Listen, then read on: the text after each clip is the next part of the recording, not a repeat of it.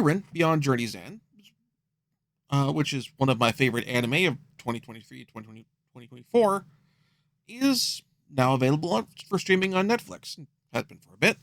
And it means a whole new audience of people are going to be able to watch it, which means I should probably talk about it here on my YouTube channel rather than just on my blog. Frieren, Beyond Journey's End, was the anime series of 2023 and 2024 that was most able to make me ugly cry. It starts off with heavy reflections on grief and mourning, and every few episodes it manages to just slip in another shot in the fields.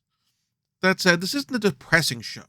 Instead, it's a bittersweet reflection on the fact that we, the people we know, will eventually grow old and die, so we should value our time with them while we can. It's a memento mori. It then proceeds to do all this interspersed with some truly tremendous fight scenes.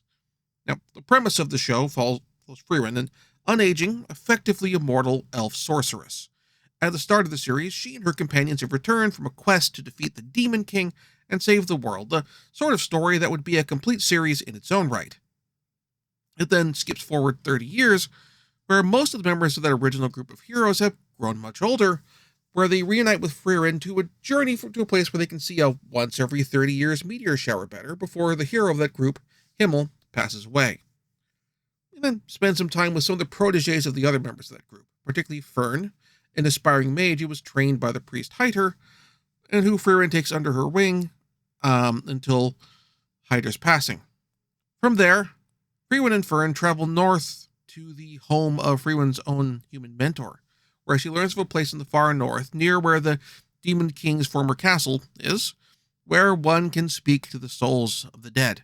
And with that, Frieren, Fern, and later Stark, a warrior joined by Ison, or trained by Ison, who was one of Frieren's companions, set out on a journey that takes them following in the footsteps of Himmel's group, fighting new opponents and meeting new friends, while also reflecting on the adventures of the past. As my comments earlier say, this is a series with some rock-solid character writing.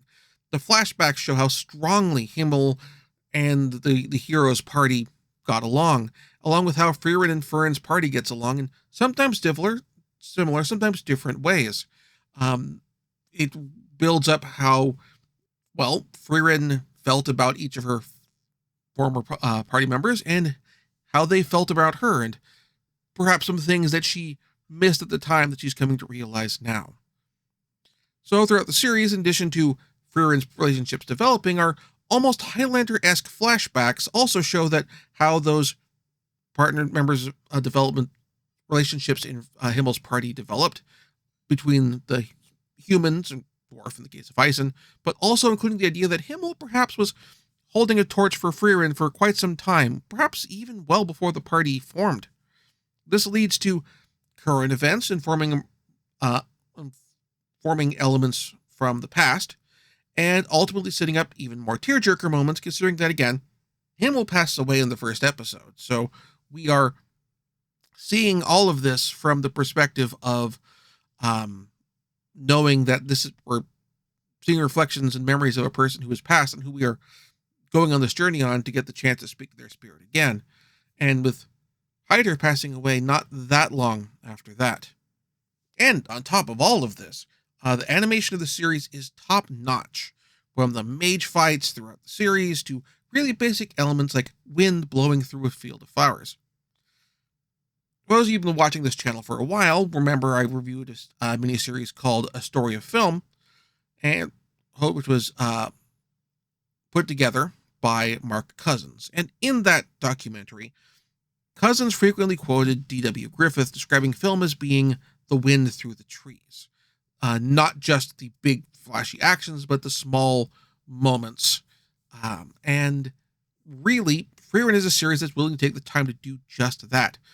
More than just focusing on the big, flashy action sequences, though we do get plenty of those. They all are spectacular to look at, but we also have plenty of opportunities to focus on the beauty of the environments that Frieren and company are traveling through, and giving a look at the small little body language tics and the expressions in characters' faces and dialogues scenes. Not just big, flashy, over-the-top expressions, but smaller touches. And to be honest, the reaction game of the show is absolutely on point. Between this and Delicious Dungeon, 2024 had probably some of the best reaction faces in anime for quite some time. Like, to a degree that, honestly, I just gotta say, Spy Family is going to have to step up its game for Season 3 if it expects to overcome the reactions from Frieren. Just saying. As of this recording, at the beginning of April, the second season of Frieren has been announced, though the manga is still on something of a hiatus for reasons of health issues on the part of the author. Though there's plenty of material out there for that new season, possibly even a third. I'm not going to shed any tears about the manga hiatus, though. It'd be embarrassing for when we get to meet again. Now, there is a physical media release for the anime, which I'll have links to in the doobly-doo, and buying anything through those links helps support the show.